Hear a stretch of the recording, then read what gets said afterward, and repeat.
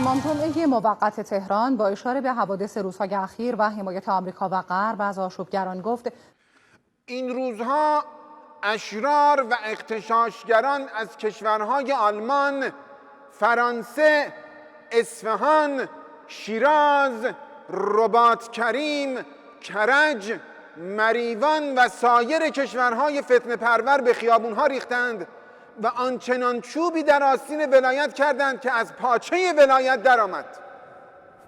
آقا کار رو به اونجا رسوندند که وسط خیابون ام القری جهان اسلام طرف داد میزد عوض بنزین آخون بسوزونید. عمام سیاهاش آبی میسوزن، عمام سفیدها شعله زرد. چه خبر آقا جان؟ ما عمام به سرها هر کاری برای ملت همیشه در صحنه کردیم. پیاز رو به قیمت مرغ رسوندیم، مرغ رو به قیمت گوشت رسوندیم، گوشت رو به قیمت گوشی رسوندیم، گوشی رو به قیمت ماشین رسوندیم، ماشین رو به قیمت خونه رسوندیم. بازم میگید آخوند باید گم بشه. بنزین رو که گرون کردیم، تحریما هم که دوباره داره برمیگرده. یه اینترنت مونده بود که اونم قطع کردیم. آقا الان تو کره شمالی مادر بزرگ کیم جونگ اون رو دارن دعا میکنن که اینا تو ایران نیستن. بعد شما روی مقام عظما اغتشاش میکنید. من از مسئولین میخوام که اینترنت رو باز نکنن. اگرم باز میکنن باز نکنن. اگرم باز میکنن دیگه بازی نکنن. دشمنان با گرون کردن بنزین جان سران ببینید دشمن تا کجا نفوذ کرده. آقا سران سه قوه رو باز نکنید. جان مقام عظما هم حمایت کرد. آقا مقام عظما رو باز نکنید. مردم صف خودشون رو از اشرار جدا کنند. ما که با اعتراض مسالمت آمیز مشکلی نداریم. اعتراض مسالمت آمیز در نظام جمهوری اسلامی مثل این میمونه که منتظر باشی یه خروسی برات تخم بذاره. خب بذاره، یه نیمرویی در کنار هم میخواد. و در آخر برخلاف هر دفعه که میگفتم ما امامه به سرها، ما قند عسلها، ما غیر تو کمرها، این بار باید بگم که ما خاک توی سرها، ما خون به جگرها، ما چراغ خطرها، ما فلنگ ببندها. آقا باز نکنید. آقا نکنید. آقا چی جان؟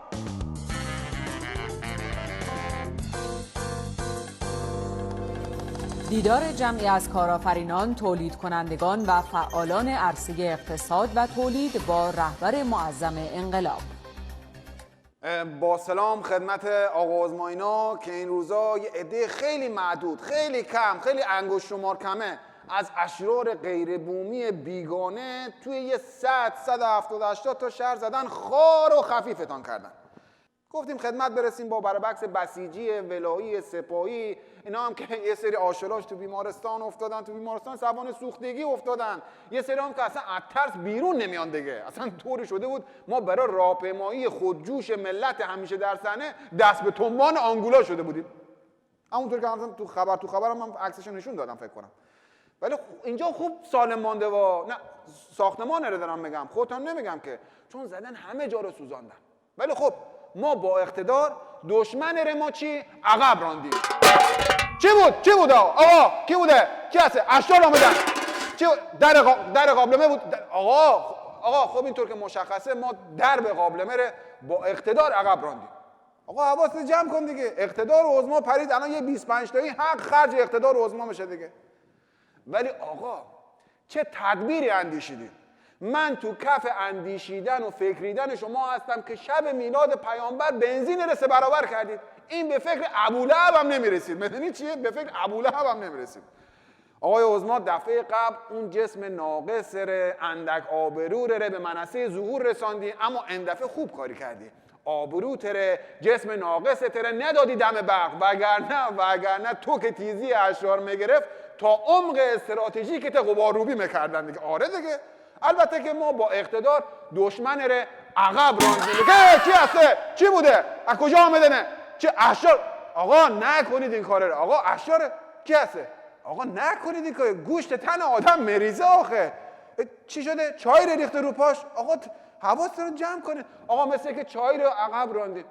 آقا چای عظما هم مثل که ریخته رو عباشان، خیس شده که جان چای نبوده، اشرار بودن. عجیبه واقعا، من تعجب میکنم. آقا نکنین. تقریبا لانفاس خیلی ممنون.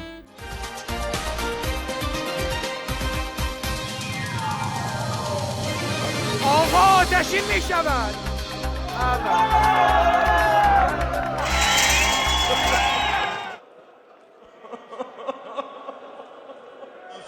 گرچه بعضی از خودیها آن زمان دلخور شدند، از سؤال و شبهه و نقد و تأمل پر شدند، که چرا آقا خودش را خرج دولت کرد باز، خیش را آماج تیغ طعن و تهمت کرد باز.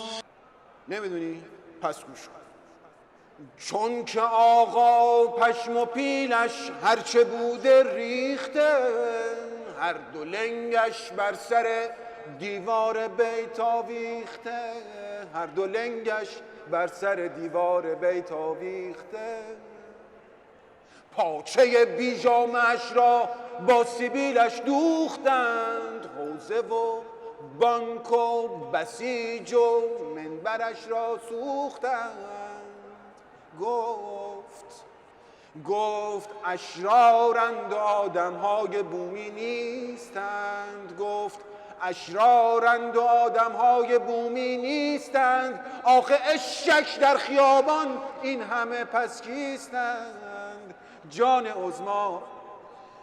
عظما شل کن و بنداز بالا حب جیم، ریش ما هم ریش نبود جملگی باشد گریم.